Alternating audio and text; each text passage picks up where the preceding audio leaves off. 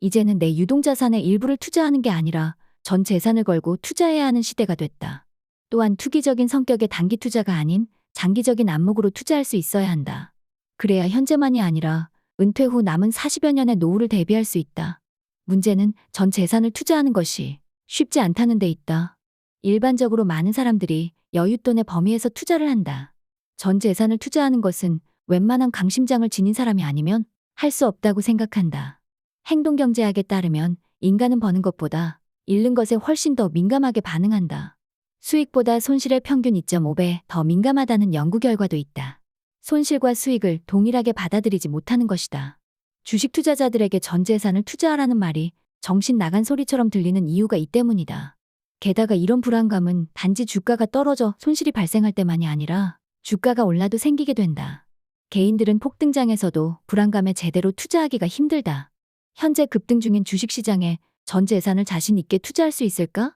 상투를 잡는 것은 아닐지 불안해서 쉽게 들어가기가 힘든 게 현실이다. 이와 같은 일반적인 투자 심리 앞에서 전 재산을 투자하라는 말은 무슨 뜻일까? 자신의 전 재산을 변동성의 소용돌이에 밀어넣으라는 뜻이 아니다.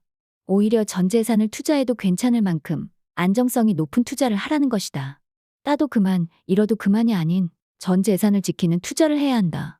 세계 최고의 기업도 한순간 망할 수 있다. 그러기 위해서는 기업에 몰빵하여 투자하는 것은 가급적 피해야 한다. 한 기업에 자신의 전 재산을 투자하는 것은 굉장히 위험하고 무모한 투자 방법이다. 아무리 우량한 기업도 피할 수 없는 악재에는 엄청난 하락이 생길 수 있기 때문이다. 특히 기업은 언제든 망할 수 있다는 게 가장 큰 위험 요인이다. 아무리 현재 엄청난 수익을 내고 주식이 폭등하는 기업이라도 하루아침에 망할 수 있는 게 현실이다.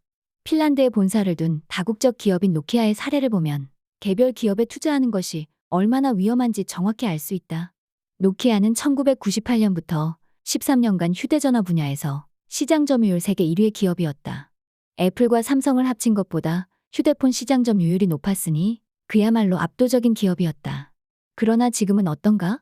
요즘 10대, 20대 중에는 노키아가 휴대전화를 만드는 회사인지 모르는 경우가 대부분이다.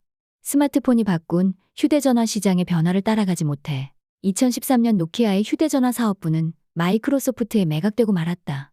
지금도 노키아 브랜드의 스마트폰이 출시되고는 있지만 시장 점유율은 과거에 비하면 초라할 뿐이다.